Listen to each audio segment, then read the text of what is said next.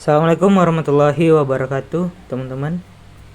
Ya, balik lagi di kesempatan kali ini saya akan bahas lagi tentang aplikasi Kantar. Ya, jadi tadi itu banyak yang info teman-teman di kolom komentar.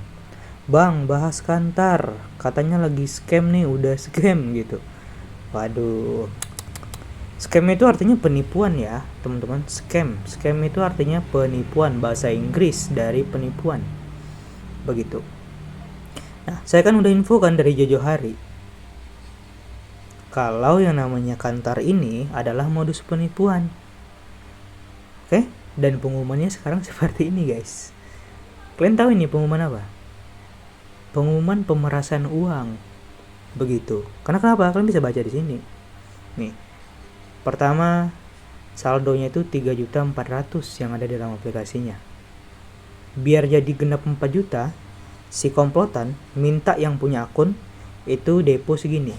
Ini bukan akun saya ya, ini screenshotan. Nih, perlu kalian tahu aja ya. Nanti kalian kirain aku pemain. Aku nggak sebodoh itu. Aku nggak mau main aplikasi kayak gini, guys. Karena orang-orang yang punya pola pikir yang rendah aja yang main kayak gini. Ya, dan juga mental-mental maling yaitu leadernya. Begitu. Ini aplikasi sampah, teman-teman. Yang digadang-gadangkan oleh sebanyak orang, yang kebanyakan orang gitu.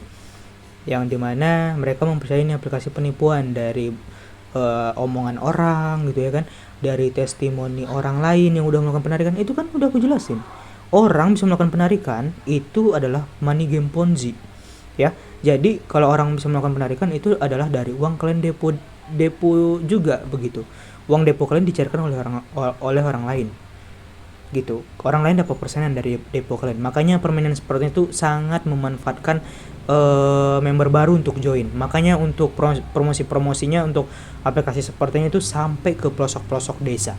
Karena pelosok-pelosok desa itu untuk literasi edukasi penipuan itu payah sampai ke situ, teman-teman. Karena untuk susah sampai ke situ karena di desa itu itu untuk media kurang begitu ya, untuk edukasi juga kurang begitu, teman-teman.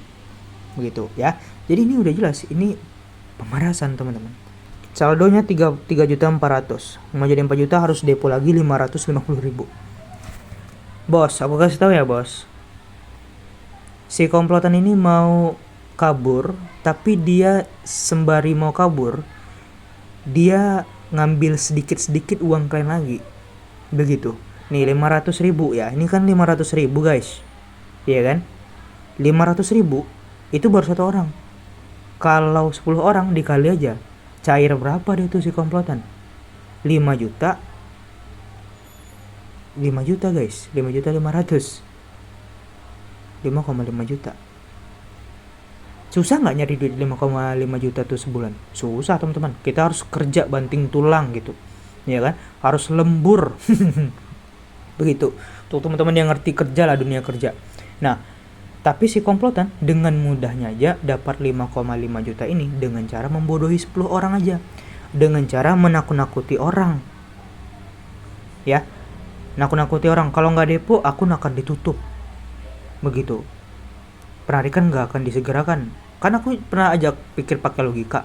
Uang yang ada di dalam aplikasi Kantar itu kan uang kalian, hak kalian. Apa haknya si Kantar ini? Ngatur-ngatur kalian harus depo dulu. Kan aku selalu bawakin kalian ke contohnya, kayak di bank, kalian mau narik uang di bank, begitu, di ATM. Emang di tulisan ATM tuh ada tertulis kalian harus depo lagi, harus terus tunai dulu, baru bisa melakukan penarikan? Kan nggak seperti itu, ya. Aplikasi yang legal, investasi ilegal ataupun kayak bank lah ya, biar enak kita jelaskannya. Kayak misalnya Bank BNI, sama Kantar.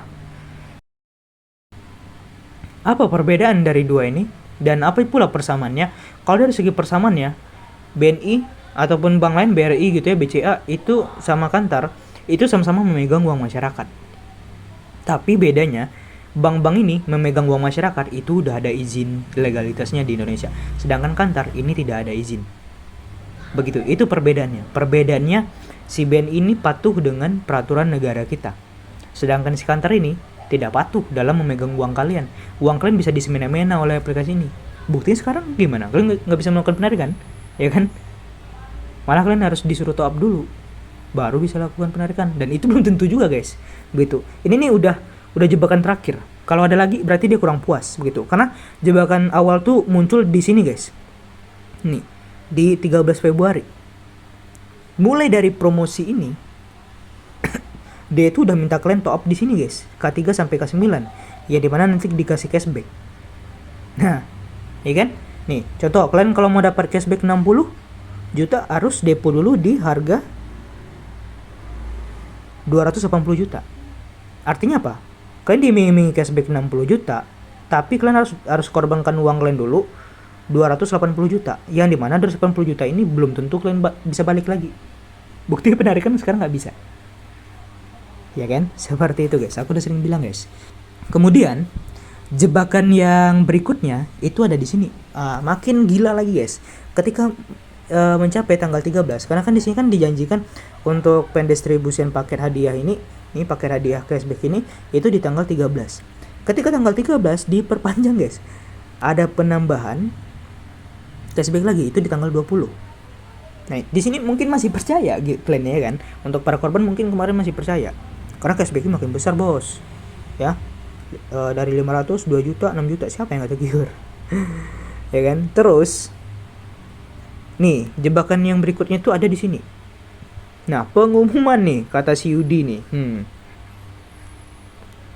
Nah, pengumuman ini teman-teman, yaitu si Kantar ini alasannya nggak bisa bayar kalian itu karena ada audit OJK. Dia mendaftarkan ke legalitas OJK. Kemarin kan aku udah ajak kalian berpikir secara logika. Kalian nggak curiga emangnya mereka ngajukan OJK? Ya sebenarnya kalau dia mengurus OJK itu ya sah-sah aja, malah positif, karena dia mengajukan OJK artinya dia mau ikut peraturan negara kita dalam memegang uang masyarakat, ya, ikut dalam peraturan Indonesia dalam bijak memegang uang masyarakat, begitu. Tapi yang jadi pertanyaannya, kenapa nggak dari dulu aja urus OJK-nya sebelum aplikasinya disebar-sebar ke warga negara? Begitu. Kenapa semuanya udah naruh uang ke sana baru dilaksanakan audit OJK? Nah, ini kan terbalik sistemnya seperti itu. Dari pengumuman ini kalian harusnya udah curiga, teman-teman. Bukan malah percaya lagi dengan cashback yang sini yang membuat kalian itu depo. Cashback ini kan pancingan untuk kalian biar depo aja. Nih, biar ngirim uang lagi ke si Kantarnya, si komplotan yang ada di balik aplikasi si Kantar ini. Begitu, guys.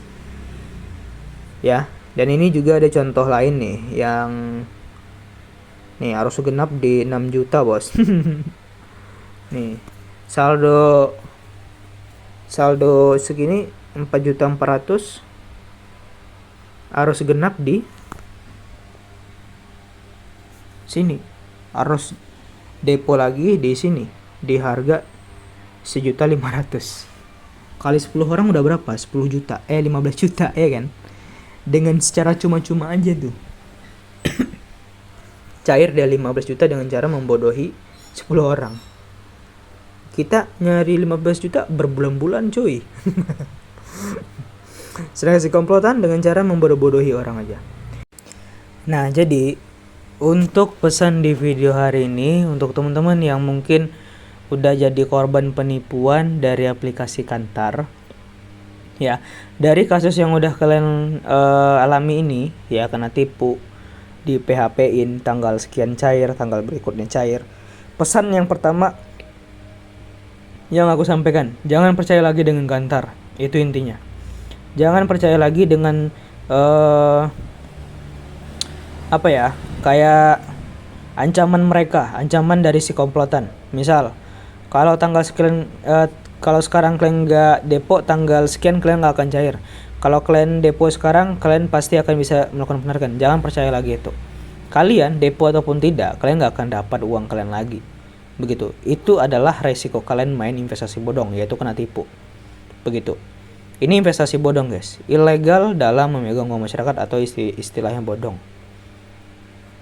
Begitu. Pesan nomor 2 yang aku ingatkan, Besok kalau ada orang menawarkan investasi ataupun aplikasi penghasil uang tapi harus depo dulu dengan janji pengembalian ataupun hasilnya tidak masuk akal, dan di dalamnya ada sistem wajib merekrut orang, kalau nggak rekrut orang kalian akan ditendang. Nah, itu biasanya money game Ponzi yang selalu memanfaatkan member baru gitu, karena uangnya dari member baru, perputarannya dari member baru. Karena kalau nggak ada orang member baru, itu nggak akan gacor untuk aplikasinya gitu. Dan tentunya juga teman-teman ingat, aplikasi seperti ini tuh tidak akan pernah berhenti. Akan segera muncul lagi aplikasi yang sama seperti Kantar ini untuk kedepannya. Bisa jadi dengan komplotan yang sama atau dengan modus yang sama. Komplotan bisa saja membuat aplikasi baru dan diviralkan oleh leader kalian yang mendatangi desa kalian, yang meng-WA kalian untuk kalian join ke aplikasi ini. Begitu. Kenapa dia gencar rekrut kalian? Karena dia ngerti permainan seperti ini tuh memanfaatkan member baru biar dia dapat cuan. Seperti itu, guys. Ya, kemarin juga ada kasus DBC tuh, sama perasan juga, memeras orang juga, nakut-nakuti orang juga. Kalau nggak depo, kalau nggak lakukan apalah gitu ya, kalau nggak depo lah intinya, nggak store uang lagi, akun akan dibekukan, akun akan dihapus. Apa haknya? Itu kan uang kita. Itulah resiko main di investasi bodong. Uang kita itu bukan uang kita lagi karena udah jadi uang si komplotan, begitu guys ya. Makanya cari investasi itu yang legal-legal aja lah, begitu. Jangan cari yang menjanjikan penghasilan yang tinggi tapi ujung-ujungnya ilegal, bodong, penipuan. Begitu. Itu ya video kali ini. Terima kasih. Silahkan komen-komen di kolom komentar. Kalau ada pertanyaan boleh-boleh aja. Assalamualaikum warahmatullahi wabarakatuh.